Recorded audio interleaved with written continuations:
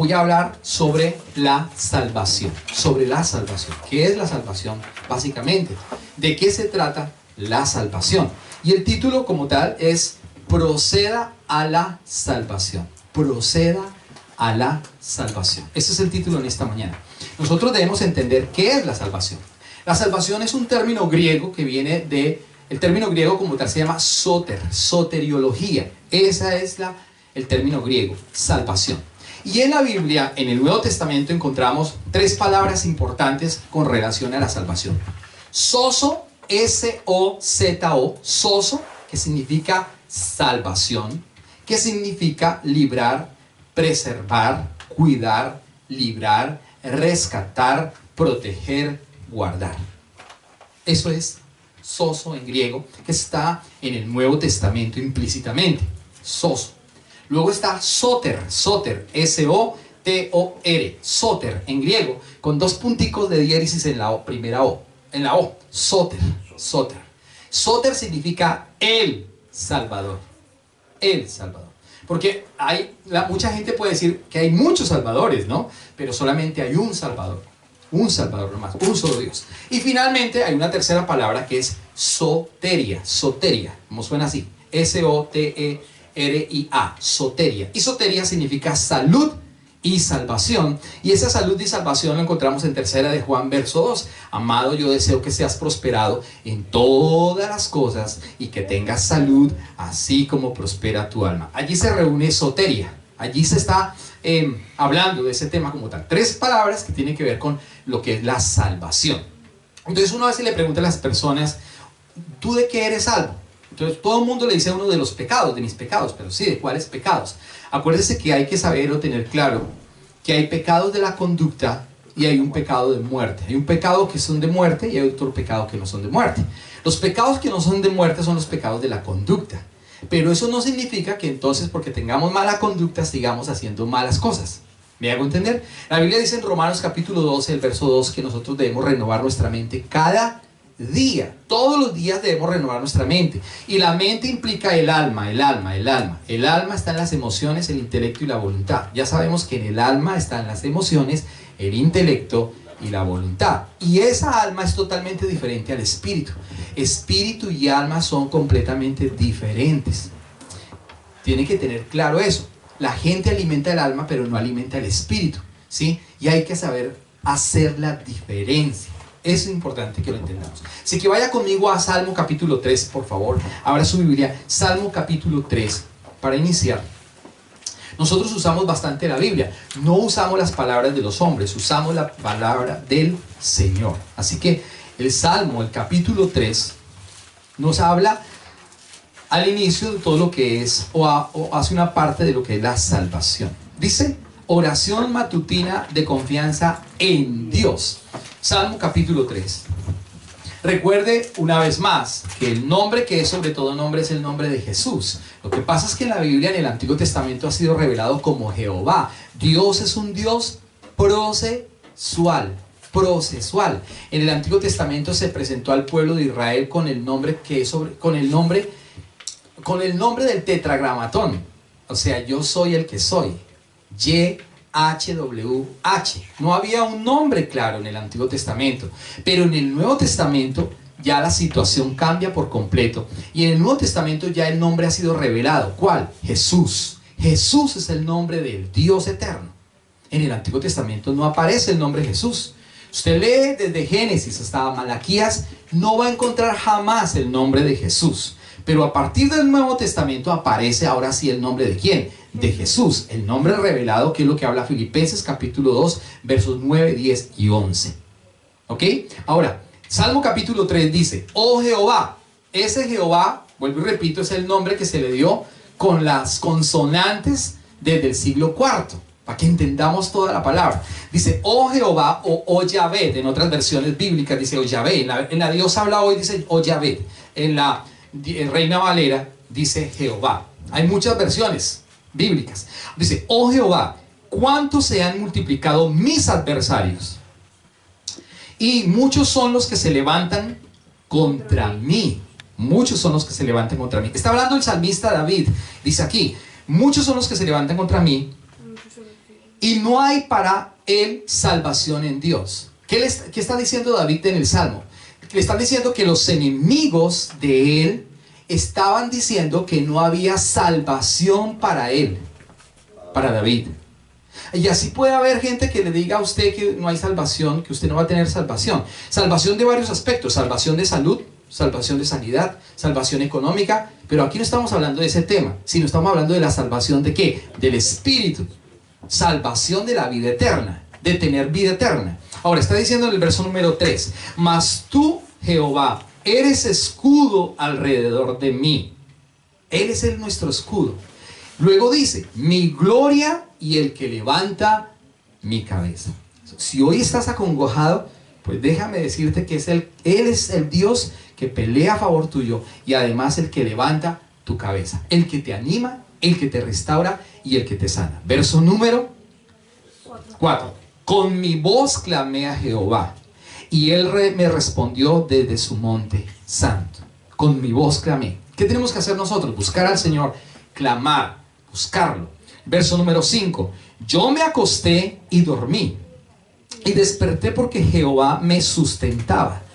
No temeré a 10 millares de gente. Imagínate lo que dice el salmista: yo no voy a tener miedo a nada ni a nadie. No le voy a tener miedo al inglés, no le voy a tener miedo a enfrentarme a ninguna circunstancia. No voy a tener miedo. No voy a tener miedo a lo que pase, a lo que suceda. Dice aquí: no temeré a 10 millares de gente que pusieren sitio contra mí. Luego el verso 7 dice: levántate, Jehová, sálvame, Dios mío. Este salmo está enfocado en lo que estamos hablando. Sálvame, sálvame de salvación del alma, pero sálvame de la salvación de la sanidad física, pero sálvame de la muerte eterna, de la segunda muerte. Bueno, eso es otra historia que lo veremos otro día. Pero en el verso número 7 dice: levántate, Jehová, sálvame, Dios mío, porque tú heriste a todos mis enemigos en la mejilla, los dientes de los perversos quebrantaste. Y el verso 8 cierra diciendo: la salvación es de Jehová, sobre tu pueblo sea tu bendición. ¿La salvación de quién viene? De Dios. En el antiguo pacto, repito, está el nombre de Jehová. Entonces la salvación viene de Jehová. Pero en el nuevo pacto ya está revelada que la salvación proviene ¿de quién? De Jesús. El nombre Jesús significa el Salvador. Por eso puse la palabra Soter. Soter es el Salvador. Ahora vaya conmigo al Salmo capítulo 9, más adelantico, por favor. Salmo capítulo 9, versos 14 al 16. Dos versos nomás. Versos 14 y 16. Dice, Salmo 9, 14 al 16. Para que cuente yo todas tus alabanzas en las puertas de la hija de Sión y me goce en tu salvación. ¿En dónde nos gozamos? En la salvación. Verso número 14. Para que cuente yo todas tus alabanzas y en las puertas de la hija de Sión me goce en tu salvación. Se hundieron las naciones en el hoyo que hicieron, en la red que escondieron fue tomado su pie. Jehová se ha hecho conocer, en el juicio que ejecutó, en la obra de sus manos fue enlazado el malo.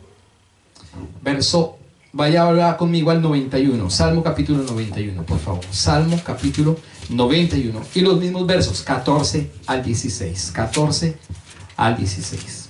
Salmo capítulo 91, versos 14 al 16. Dice: por cuanto en mí ha puesto su amor, yo también lo libraré.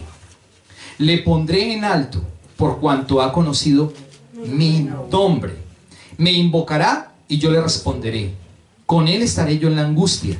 Lo libraré y le glorificaré. Lo saciaré de larga vida y le mostraré ¿qué? Mi salvación. ¿Se da cuenta el tema que estamos hablando esta mañana? Es mi salvación. ¿Qué es salvación?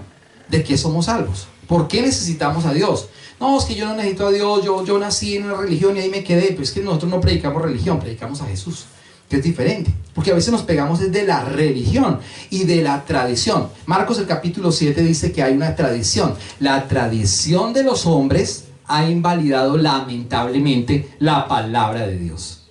La gente prefiere la tradición de los hombres. Dice: no, a mí me contaron. Pues no espere que le cuenten, indague si es verdad.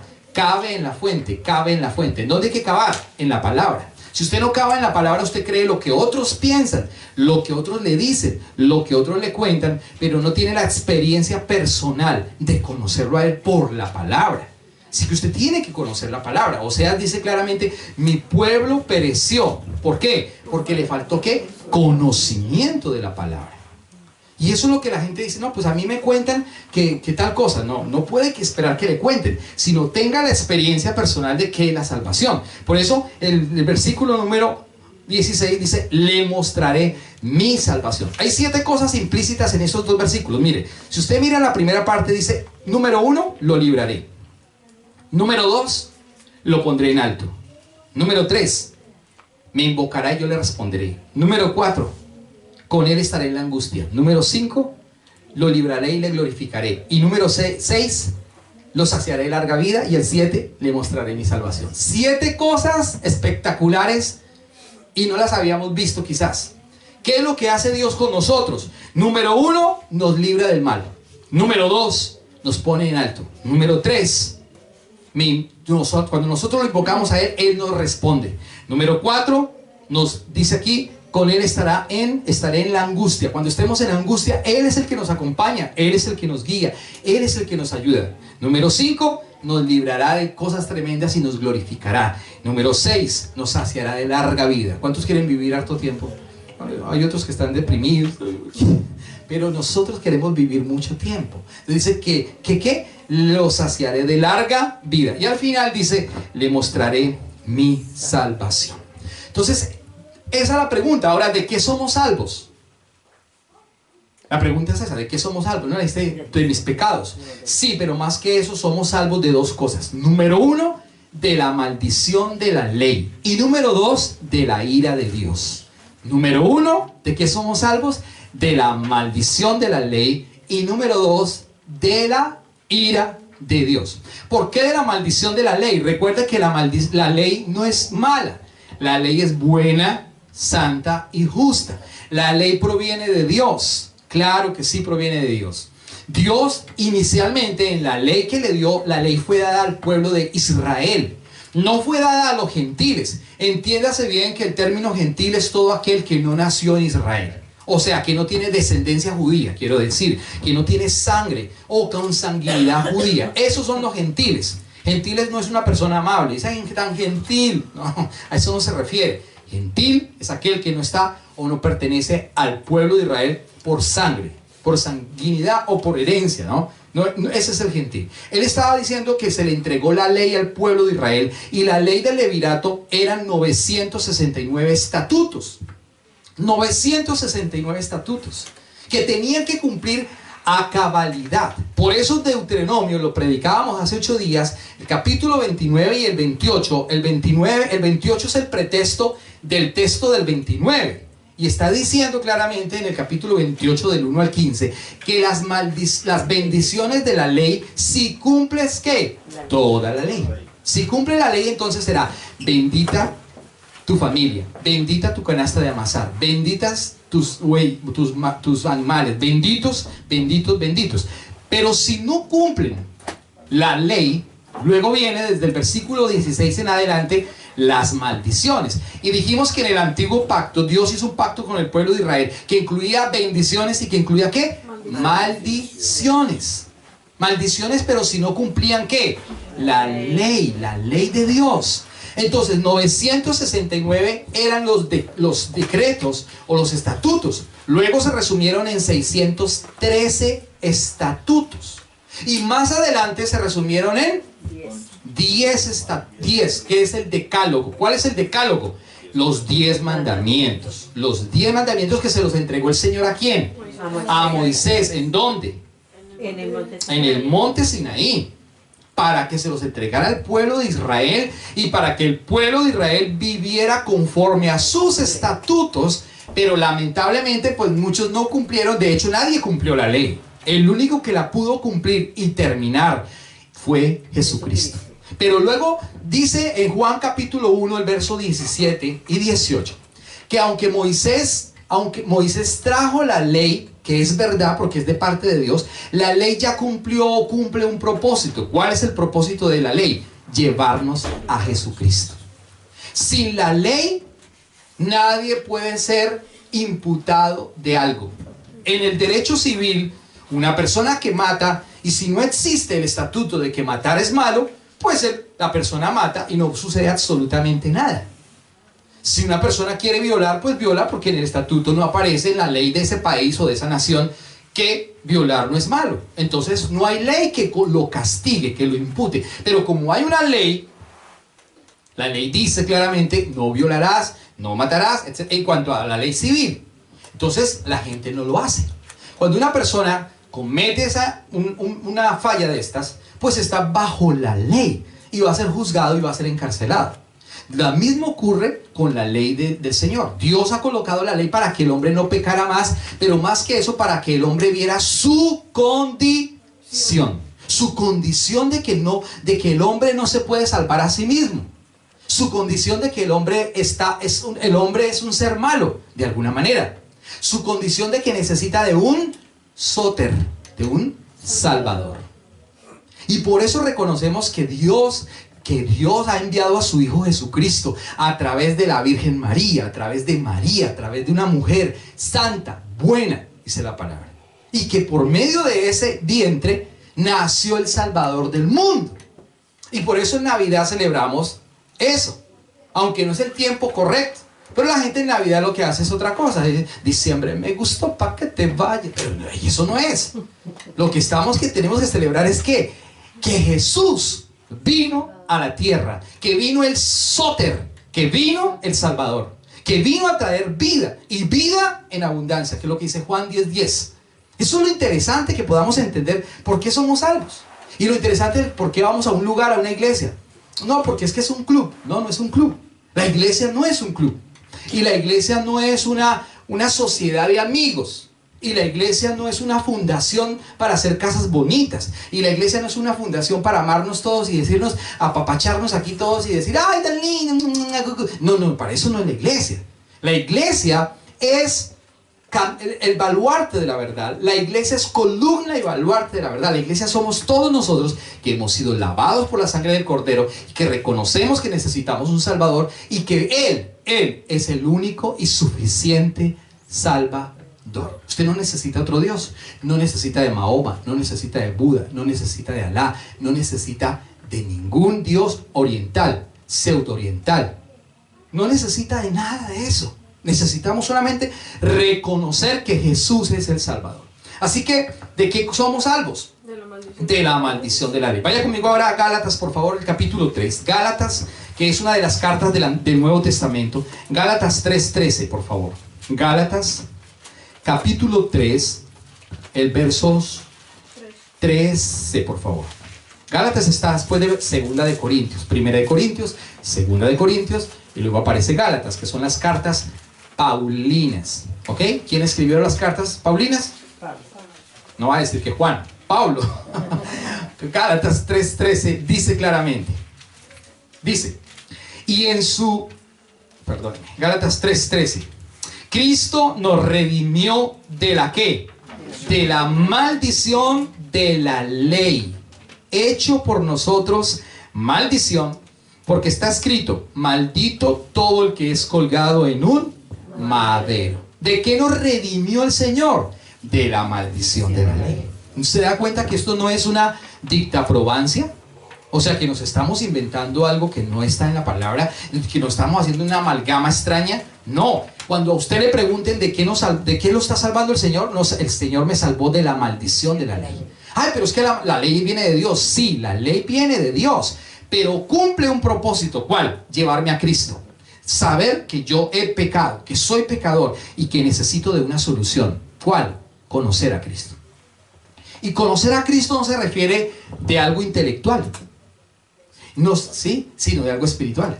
Porque si es algo intelectual, pues todo el mundo sabe que Jesús es Dios. Y dice, no, pues sí, Jesús es Dios. El himno de la República de Colombia al final dice, comprende las palabras del que murió en la cruz. ¿Pero todos los colombianos son cristianos?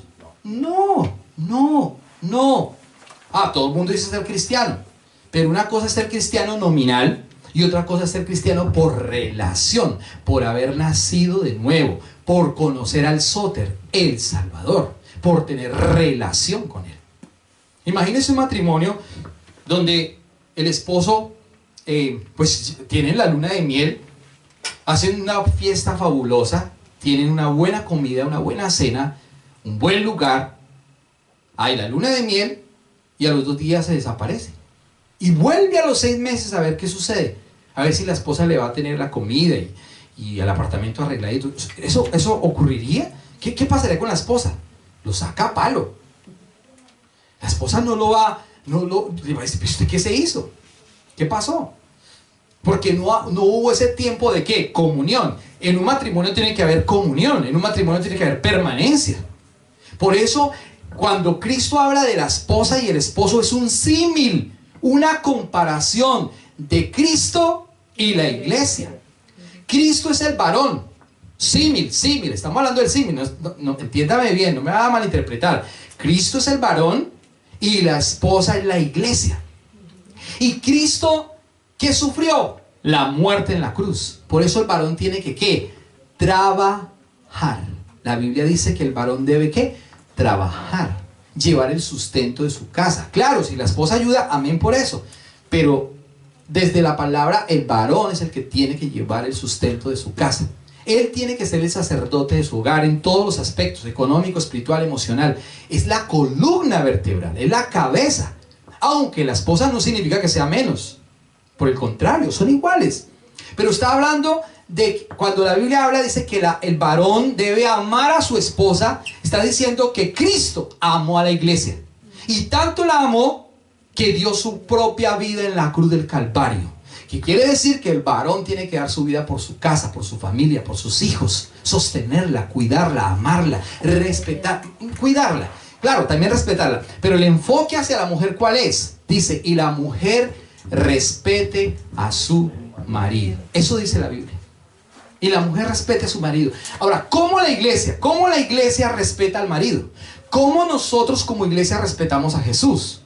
Haciendo su palabra, conociendo su palabra, haciendo discípulos, escuchando su palabra, viviendo su palabra y predicando la verdadera palabra. Eso es respetar a Dios, al esposo. Porque si desde este púlpito se predicara de plata, entonces seríamos ¿qué? Una prostituta, una ramera. Si desde este púlpito se predicara de política, pues entonces estaríamos hablando de una ramera, de una prostituta. Si desde este púlpito se predica otra cosa que no es el evangelio, entonces nosotros no estamos en lo correcto. Como dicen por ahí, apague y vámonos.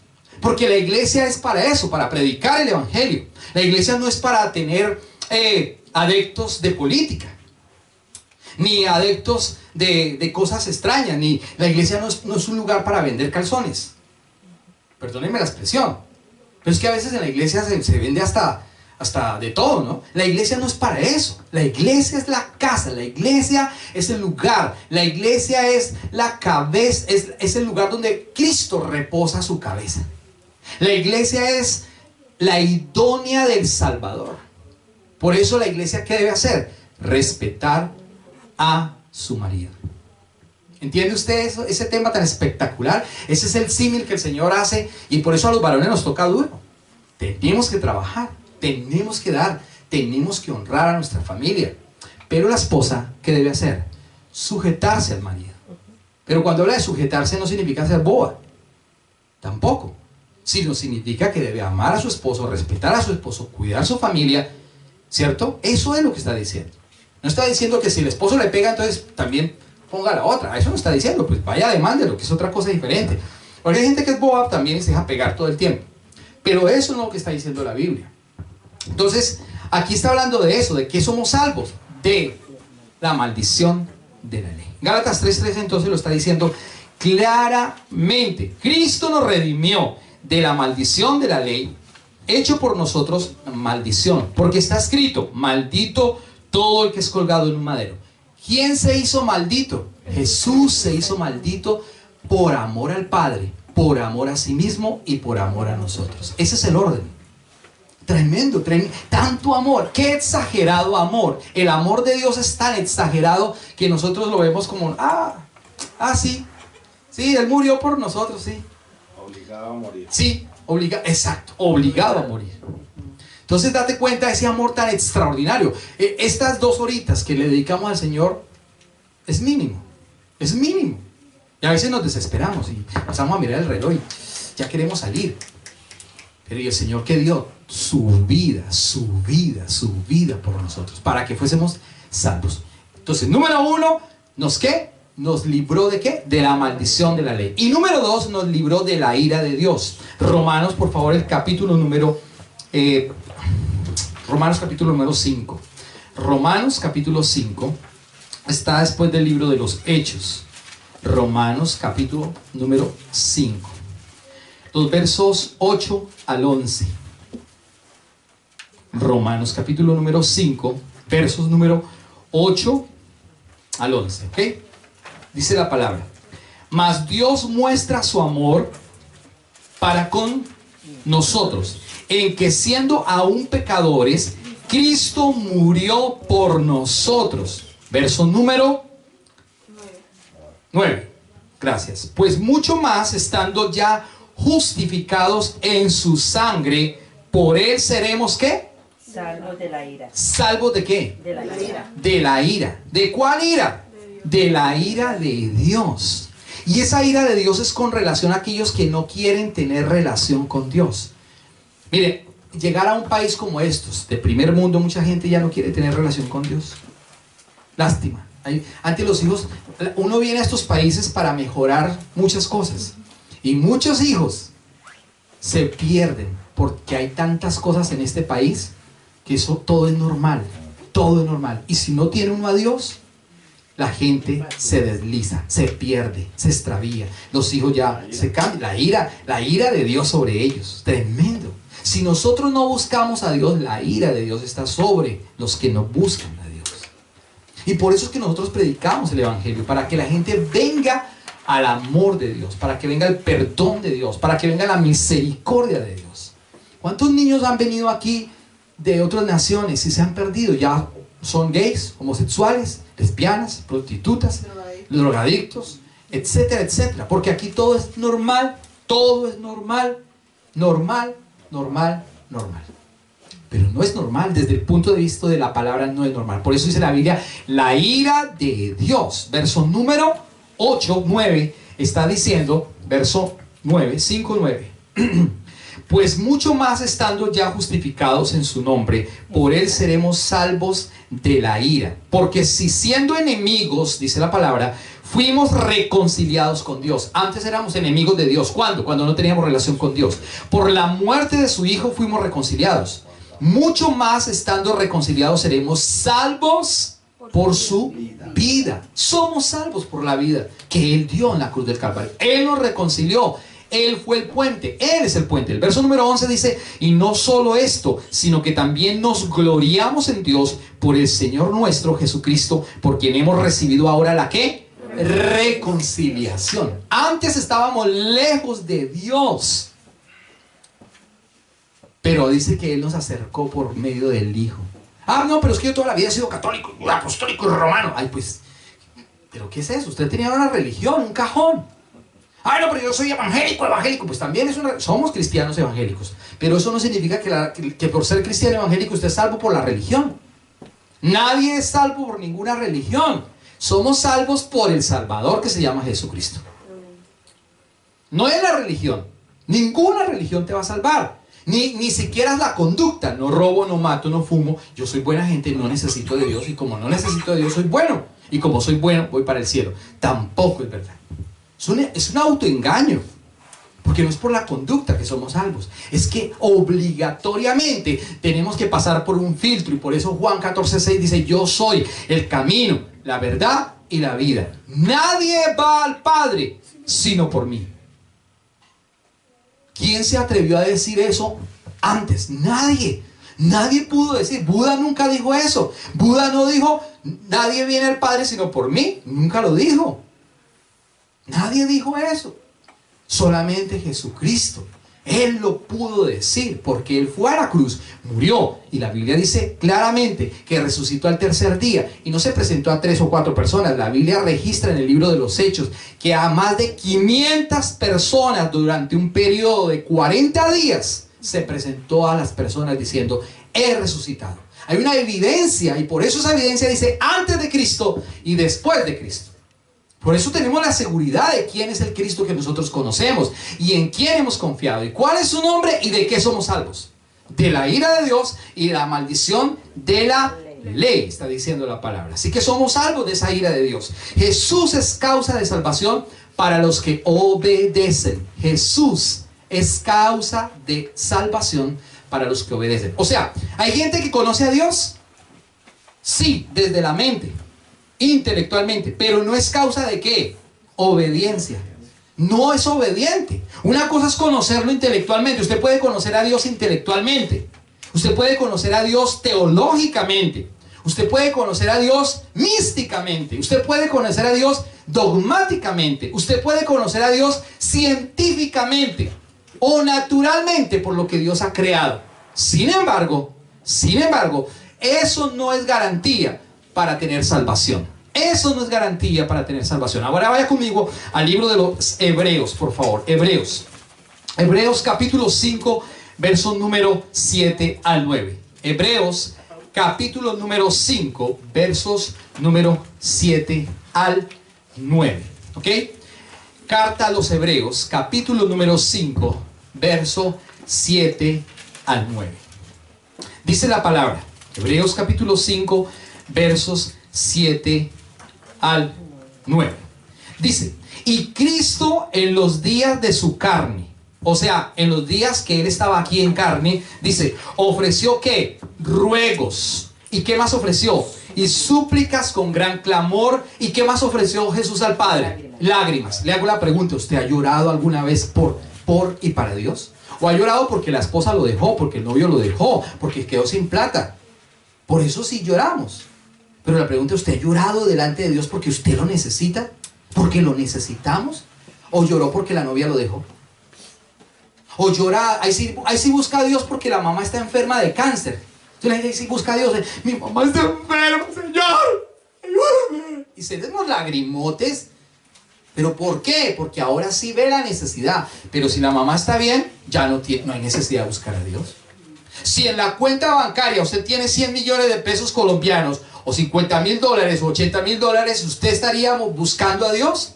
Puede que no, puede que sí. Pero como estamos bien, como estamos en la zona cómoda, y como estamos en la zona cómoda, estamos bien, no hay nadie enfermo, tenemos plata, vivimos bien, estamos bien, ¿para qué buscamos a Dios? Vamos a la playa. Chévere, porque estamos en verano, vamos a la playa. Sí, vamos a la playa. Pero nosotros debemos entender que necesitamos de Él en tiempos malos y en tiempos buenos. En tiempos malos y en tiempos buenos. No podemos cambiar, no podemos ser cambiantes.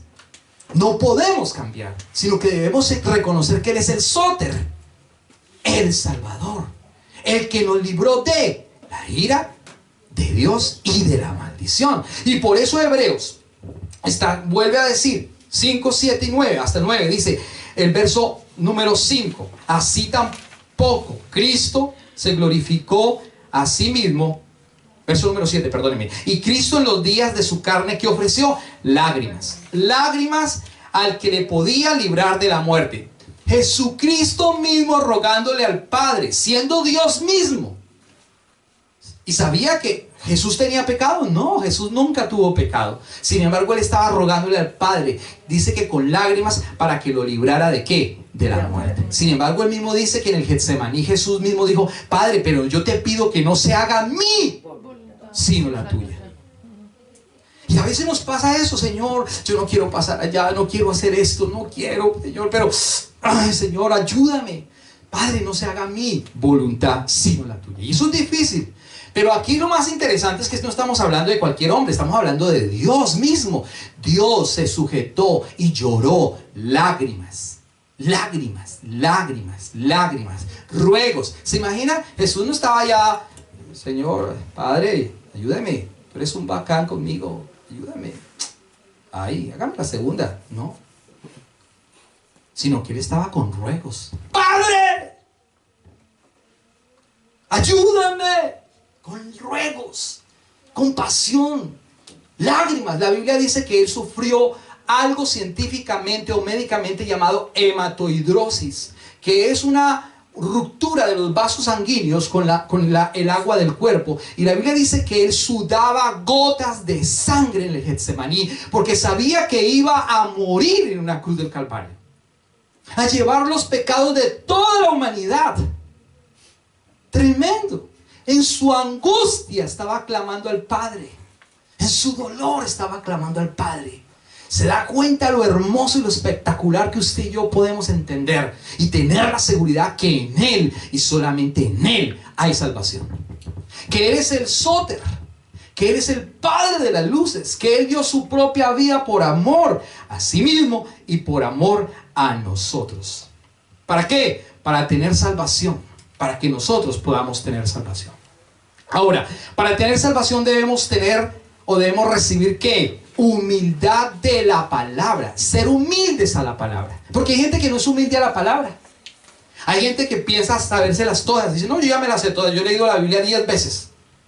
Bueno, pues usted puede leer la Biblia 10 veces de una manera intelectual, pero la pregunta es, ¿usted conoce realmente la palabra? Otro dice, no, a mí no me interesa, eso no es un libro de verdad, eso no es un libro inspirado por Dios, eso no es verdad, porque no es verdad para muchos. Pero es la palabra de Dios, la seguridad asertiva, única. Así que muchas personas piensan o creen que porque conocen el libro de alguna manera, intelectualmente, pero no lo conocen íntimamente, van a tener salvación. Pero para tener salvación debemos recibir ¿qué? Con humildad la palabra. Pero además de recibirla, la palabra, yo debo poner una acción, o debo poner obra en la palabra. Porque mucha gente recibe la palabra, pero le falta ¿qué? La acción. Le falta la praxis. Está el logos, pero le falta la praxis. Está el logos, pero le falta el rema. El rema es ¿qué? Dar una acción. Una acción a la palabra. Así que vaya conmigo a Santiago. Después de Hebreos está. Después de Hebreos, ahí donde usted está. Vaya a Santiago, pase las hojitas. Santiago, el capítulo número 1, por favor. Versos 21 al 25. Para tener salvación debemos recibir con humildad la palabra, para ponerla luego, ¿por qué? Por obra. Santiago capítulo 1, verso 21 al 25, dice la palabra: por lo cual, desechando toda inmundicia y abundancia de malicia, recibid con mansedumbre. ¿Qué debemos recibir con mansedumbre? La palabra, dice aquí, implantada, la cual puede ¿qué? Tiene poder para salvar. Y aquí dice, la cual puede salvar vuestras almas. ¿Se da cuenta? Si no recibimos la palabra con humildad o con mansedumbre, pues entonces estamos escuchando un murmullo, un ruido. Y usted sale y como que le coge el sueño en el culto y se golpea con las sillas, me está llamando, me llama todo el tiempo, porque le coge el sueño, ¿sí? Eso es un murmullo para usted. Pero usted no está entendiendo entonces el sermón, no está entendiendo el mensaje. O lo entiende y dice, sí, chévere, chévere. ¿Cómo le pareció? No, chévere, sí. Pero no hay más. Eso no le produjo vida. No le produjo la vida. Un sermón más. La palabra tiene que producirle la vida. La palabra tiene que cumplir un propósito. ¿Cuál? Que le produzca la vida. Pero se debe recibir ¿cómo? Humildemente, con mansedumbre. Si usted no recibe la palabra con mansedumbre, pues no va a pasar nada. Y aparte de eso, tiene que tomar una ¿qué? Acción. Por eso dice, por lo cual, desechando toda inmundicia y abundancia de malicia. Somos maliciosos para muchas cosas, pero no somos humildes para recibir la palabra. Cuando alguien va a contar un cuento verde, un chiste verde, ahí sí la gente dice, ya sé por dónde va a cogerlo, ¿cierto? Sí, porque ya tiene la malicia. Dice, pero cuando va a recibir la palabra, sí se hace el tonto. Ahí sí no tiene, ¿qué quiso decir? ¿Cómo?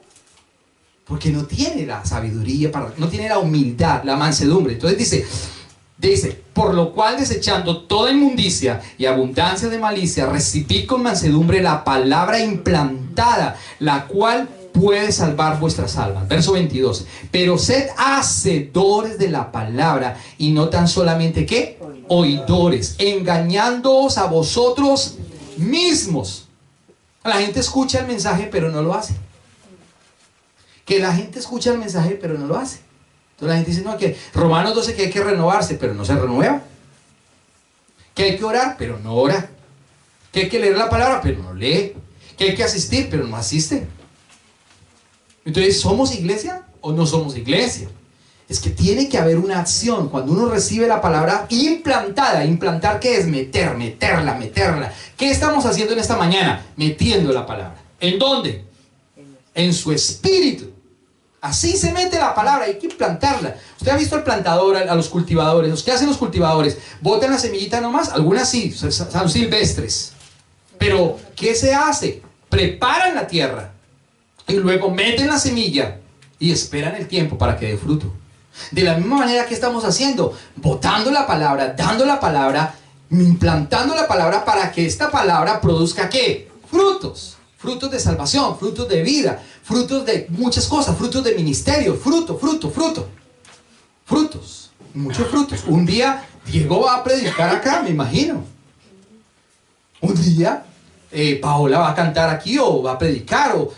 Un día tenemos que crecer todos, hacer más discípulos, porque toca hacer ¿qué? La obra es el mensaje, lo recibo, pero ahora yo tengo que llevarlo a una acción. Yo no puedo quedarme ahí tan chévere, ¿no? No, está diciendo claramente que tenemos es que ¿qué? Hacer. Verso número 23. Porque si alguno es oidor de la palabra, pero no hacedor de ella, es semejante al hombre que considera en un espejo su rostro natural. Porque el que se considera a sí mismo y se va y luego olvida cómo era. Eso es lo que está diciendo. Ve su rostro, al ratico se va, se le olvidó cómo era. Es lo mismo, escucha el sermón, escucha la palabra y a los 10 minutos ya se le olvidó, porque llegaron las preocupaciones. Otra cosa dice, ¿qué fue lo que hablaron en la iglesia? Ay, no me acuerdo, tantos versículos que ese tipo habla. ¿Pero qué fue lo que hablaron? No, pues no sé, que una tal salvación. Pero no estamos hablando de eso, estamos hablando de algo importantísimo. Verso número 24. Porque el que se considera a sí mismo y se va y luego olvida cómo era, el verso 25, perdónenme. Mas el que mira atentamente, ¿el que mira cómo? Atentamente, ¿en dónde? En la perfecta ley. Ya no está hablando de la ley antigua, no está hablando de la ley de Moisés, sino ahora dice en la perfecta ley. ¿Cuál? ¿Cuál ley? La de la libertad. Y persevera en ella, no siendo oidor olvidadizo, sino hacedor de la obra. Este será ¿qué? Bienaventurado en lo que hace.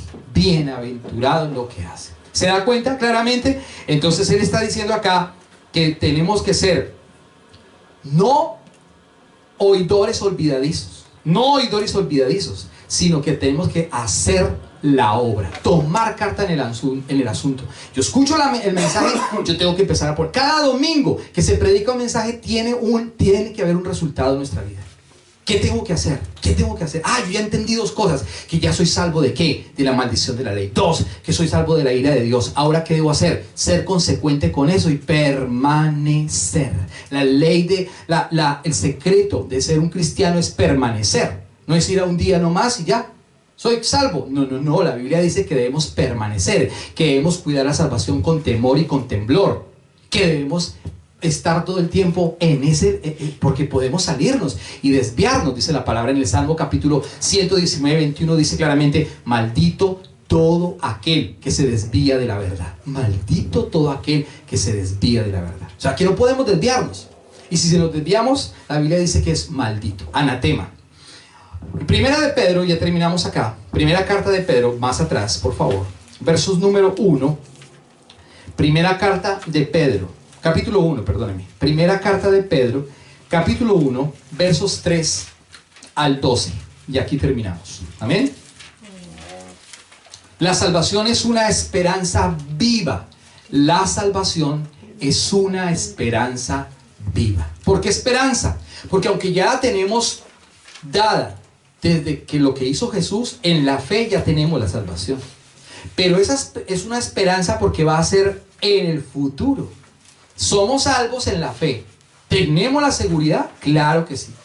Claro que sí. Usted tiene la seguridad. Usted no puede titubear. Usted le pregunta, ¿usted es salvo? Dice, no, pues la verdad a mí me falta mucho.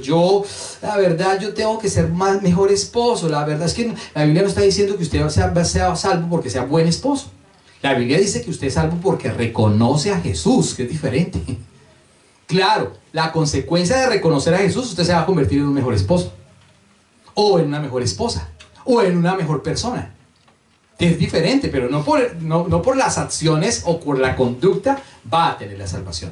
Y finalmente, primera de Pedro, capítulo 1, dice, del verso 3 al 12, dice, bendito el Dios y Padre de nuestro Señor Jesucristo, que según su grande misericordia nos hizo renacer para una esperanza viva por la resurrección de Jesucristo de los muertos. ¿Se da cuenta? ¿Qué dice? Que nos hizo renacer. Para renacer era porque estábamos, ¿qué? Muertos. ¿Muertos en dónde? En el espíritu. Todo bebé que nace hoy, su espíritu viene muerto espiritualmente.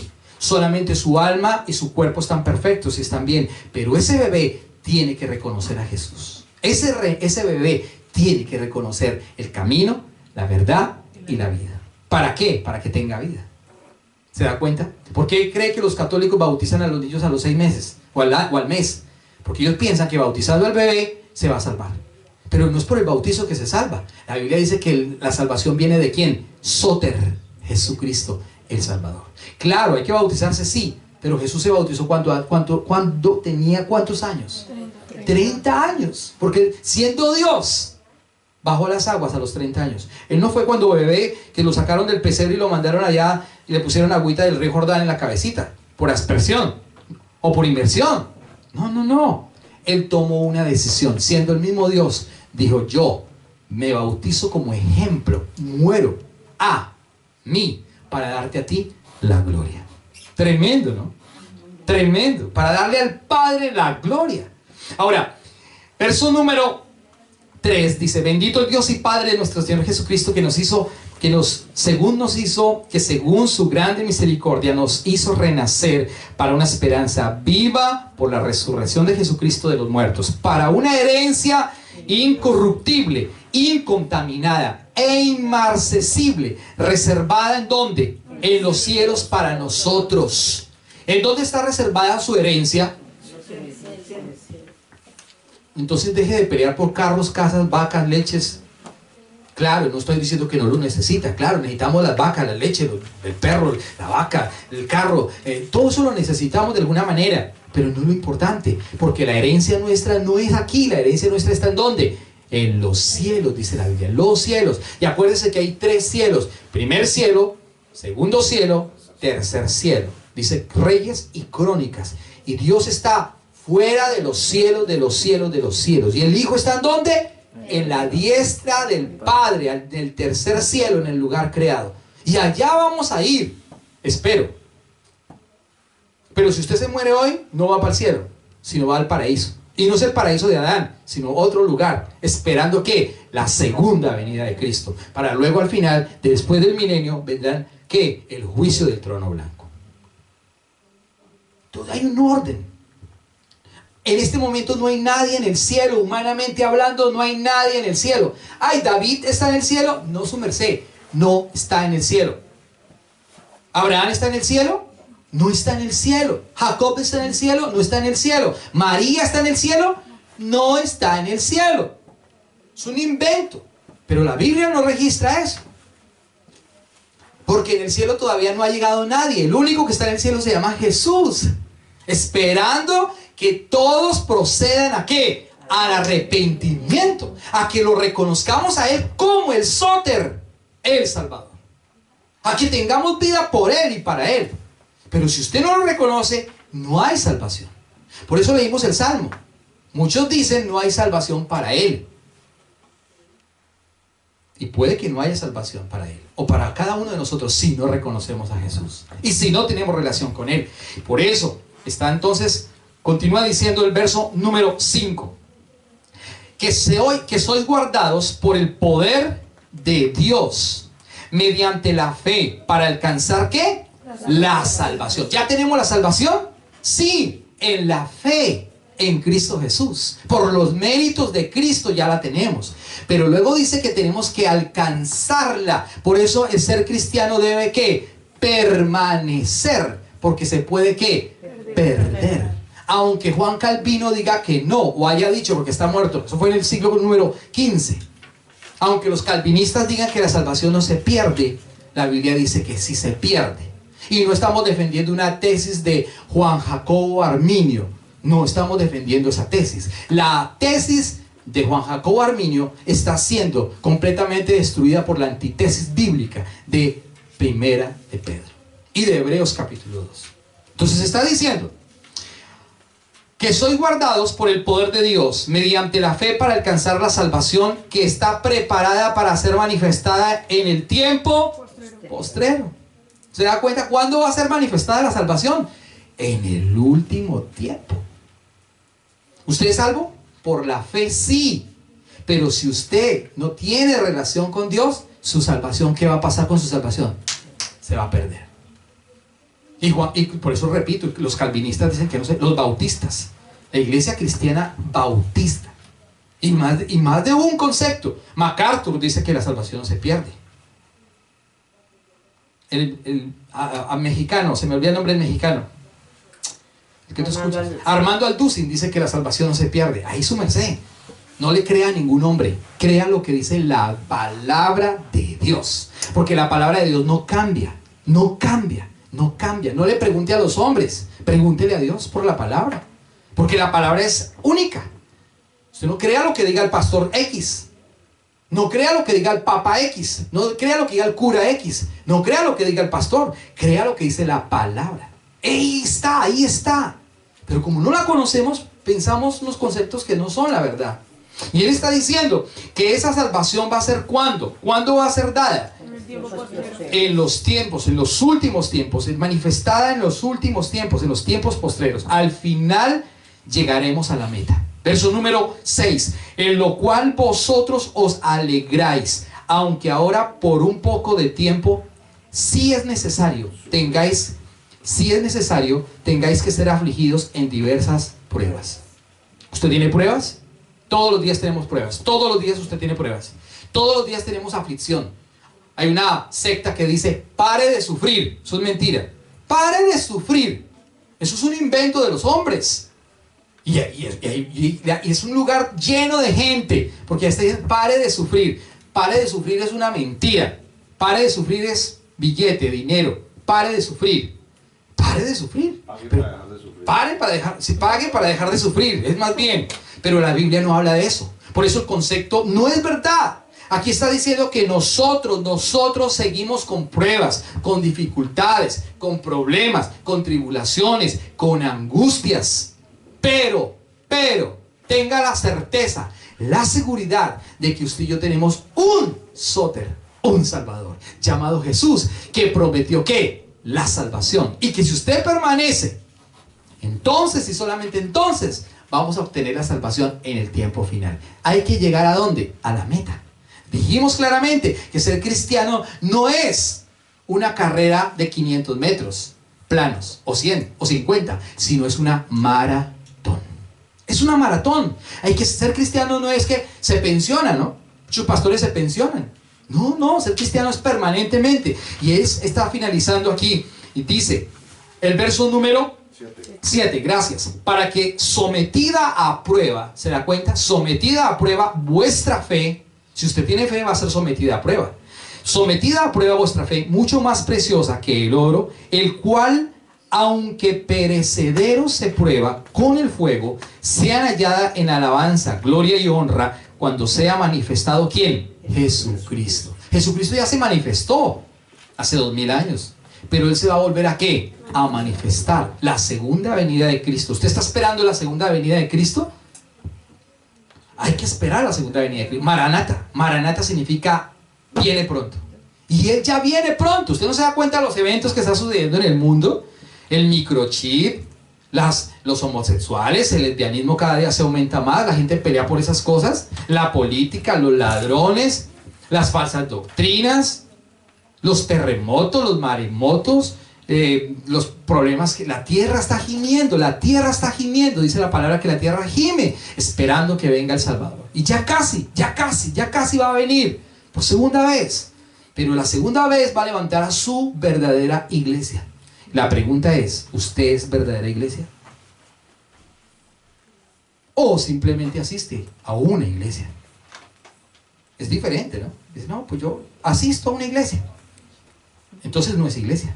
Iglesia es el que vive la palabra. Iglesia es el que se compromete con el Señor. Iglesia es el que está permanentemente. Iglesia es columna y baluarte de la verdad. Columna. ¿Qué es una iglesia? Columna de la verdad. Ustedes han visto que esa columna, miren esta columna que está aquí. ¿La ven? Miren, por favor, esta columna. ¿Sí la ven? Ok. Esa columna, ¿ustedes sí la vieron que el domingo pasado no estaba? ¿Sí la vieron que no estaba esa columna? Siempre ha estado. ¿Se da cuenta? Esa columna siempre ha estado. Por eso es un soporte. Bien dicho. Por eso la iglesia es columna y baluarte de la verdad. Si la iglesia deja de ser columna y baluarte de la verdad, se convierte en una ramera, una prostituta. Porque no es la verdad. Por eso usted tiene que saber a qué iglesia va. ¿Qué está predicando el predicador? Si es dinero, esa es una ramera. No el predicador, la iglesia. Si es política, es una ramera. Si está hablando de finanzas, es una ramera. Si está hablando de empresas, es una ramera. Si está hablando de negocios, es una ramera. Si está hablando de humanidad y antropocentrismo, es una ramera. Si está hablando de las cosas del alma, es una ramera. Si está hablando, todas esas cosas es una ramera. Entonces usted dice, ¿me quedo ahí o me voy? Pero si la iglesia, que es columna y baluarte de la verdad, predica la verdad, pues quédese allí y permanezca y dé fruto. Eso dice la palabra. Finaliza entonces diciendo el verso número 8. A quien amáis, dice el verso 7, finaliza el 7, sean halladas en alabanza, gloria y honra cuando sea manifestado Jesucristo, a quien amáis sin haberle visto. ¿Alguien ha visto a Jesucristo? Pues antes sí, pero nosotros aquí en este momento no lo hemos visto. Lo pinta con ojos claros y cabellos rubios. Y la Biblia dice en Isaías que él no era de hermoso parecer. Entonces los cuadros es lindo, es delgado, nariz bien afinada, ojos claros, preciosos, cabello rubio, precioso. Ay, tan lindo.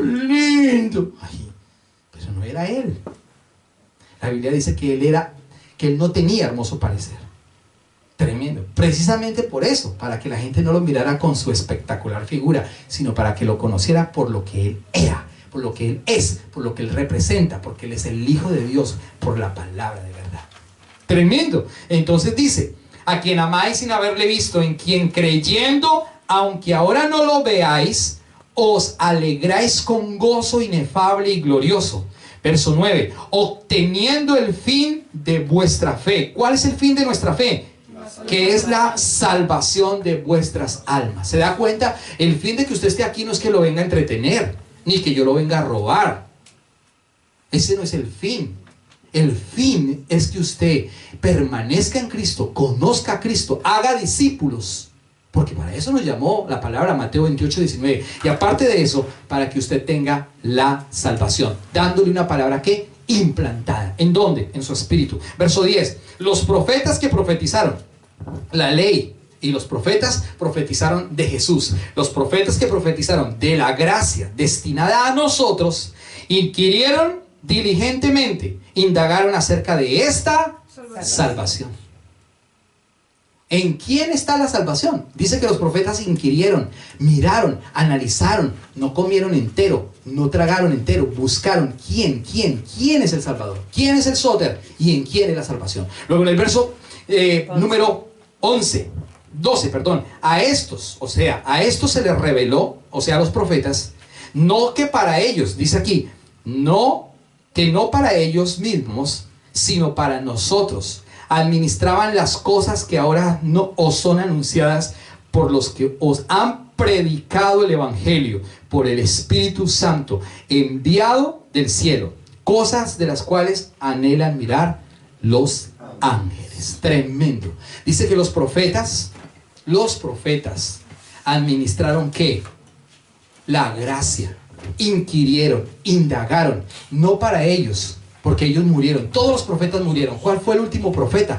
Juan el Bautista. Ese fue el último profeta que profetizó de Jesús. Y a partir de allí, nosotros hemos recibido la palabra implantada, conociendo que Dios, que Jesucristo es el único y suficiente Salvador. ¿De qué depende que usted permanezca en Cristo? ¿De qué depende que usted haga la obra de Dios? ¿De qué depende? La pregunta cardinal, como siempre, al final es: ¿usted está permaneciendo en Cristo? ¿Usted está procediendo a esa salvación? ¿Usted está esperando en Jesús su salvación? Esa es la pregunta. La pregunta cardinal en esta mañana, como siempre, es: ¿usted está procediendo, está permaneciendo y está esperando en Jesús? ¿O en qué está esperando su salvación? Le invito a que se coloque de pie en esta mañana. Vamos a orar. Padre Celestial,